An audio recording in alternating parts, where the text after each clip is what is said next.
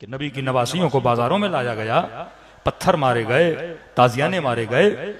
मजमा अहले सुन्नत का था, खतीब अहले सुन्नत का था। और वो हम जिस तरह मसाइब पढ़ते हैं कि कोशिश होती है कि अगले बंदे को रुलाया जाए, क्योंकि हमारे यहाँ रुलाना और रोना इबादत में शुमार होता है, उनके यहाँ तो ये कॉन्सेप्ट भी नहीं है। वो एक सरसरी जिस तरह एक चीज पढ़ी जाती है, एक वाकया पढ़ा जाता है कि भाई नबी की नवासियां, अली की बेटियां जब बाजार में आई तो ये मजालिम हुए। और वाकईन आप देखेंगे आज भी यूट्यूब पर वो मौजूद है, मजमे में से खवातीन चीख चीख के बुलंद बुलंद आवाज से रो रही थी। शिया नहीं थी, अहले सुन्नत की थी।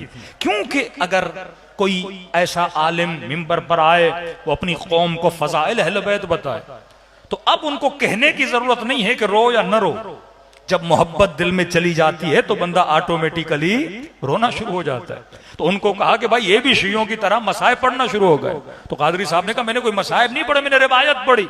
अब अगर लोग रो रहे थे तो ये कंट्रोल मेरे हाथ में नहीं। एक बंदा एक ड्रामा भी देखता है, कोई दर्दनाक सीन आ जा, नबी की नवासियां हैं, ये तो नबी के बेटे हैं। जिस इमाम हुसैन के जिक्र के फजाइल हुसैन इब्न अली से बन जाए। क्यों कहा कि मा मिन नबीय्यिन, कोई ऐसा नबी नहीं है जिसने इमाम हुसैन पे या गिरिया किया है या कब्र इमाम हुसैन की ज़ियारत की है। क्यों कहा कि 70,000 मलाइक कब्र इमाम। हुसैन एक शख्स का नाम नहीं है, हुसैन एक तहजीब का नाम है, हुसैन एक तमद्दुन का नाम है, हुसैन एक जिंदगी गुजारने के सलीके का नाम है। तो आज मोमिन सोचे अगर मैं मजलिस में किस्सा सुनने आ रहा हूं तो इसका कोई फायदा नहीं है। फिर आपकी मिसाल उन्हीं मुसलमानों की तरह है जो हज करने जाते हैं और खाने खुदा का तवाफ भी करते हैं, और एक दीवार बनी हुई है, बड़े जोर और शोर से कंकरियां उठा के शैतान को पत्थर भी मारते हैं। हाँ? कितने शैतान पाकिस्तान से गए उस शैतान को कंकरियां मारने। मतलब कोई फलसफा ही नहीं है फिर इंसान का। ये जो तुम कंकर मार रहे हो, क्यों मार रहे हो? उसका फलसफा है। उस जगह पे क्यों मार रहे हो? जब उसके बैक पे नहीं जाओगे कि कोई इब्राहिम था अपने बेटे इस्माइल को ज़बा करने के लिए ले जा रहा था, और किस लिए? बेटे की मोहब्बत में। अगर बेटे से मोहब्बत हो कौन ज़बा करेगा अपने बेटे को? अल्लाह का हुक्म था, वो भी वही नहीं थी, ख्वाब के आलम में देखा। और शैतान जब हुक्म खुदा से रोक रहा था तो इब्राहिम उसे कंकर मार रहा था। मतलब जब तू तामील हुक्म खुदा के लिए निकले, अगर शैतान तुझे वसवसा करे तो वहां पे तुमने शैतान को क्या मारना है? कंकर मारना है। तो ये दर्स मैंने लेकर आना है कि आज के बाद अगर मैं राह खुदा में चलूं और अगर शैतान मुझे रोकने के लिए आए तो फिजिकल ट्रेनिंग करके आया हूं, मेंटल पावर भी मेरे पास होना चाहिए कि मैं अपने पांवों को, अपने हाथों को गुनाह से क्या करूं? रोक सकूं।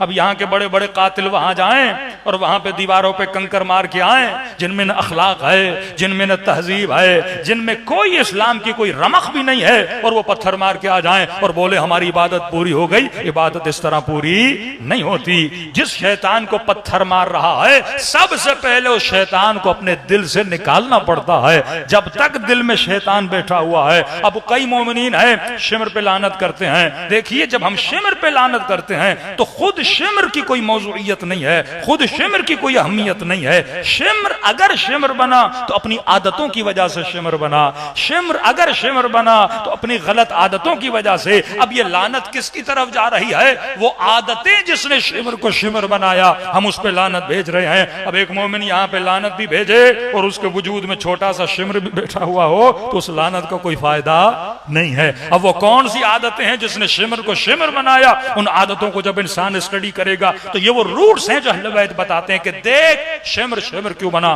खुदा कहता है देख फिरौन फिरौन क्यों बना, निमरूद निमरूद क्यों बना, सलमान सलमान क्यों बना, इब्राहिम इब्राहिम क्यों बना, हुसैन इब्न अली क्यों बने। तो ये कोई ऑटोमेटिक कोई स्विच नहीं है कि इंसान ऑन कर दे और फौरन इंसान वैसा बन जाए। ये रास्ता जहमत का रास्ता है, ये रास्ता सब्र का रास्ता है, ये रास्ता ईसार का रास्ता है। जब तक मेहनत नहीं, जब तक अमल नहीं, तब तक इंसान को खुदा कोई अजर नहीं देता। सलवात पढ़े मोहम्मद वाले मोहम्मद पर।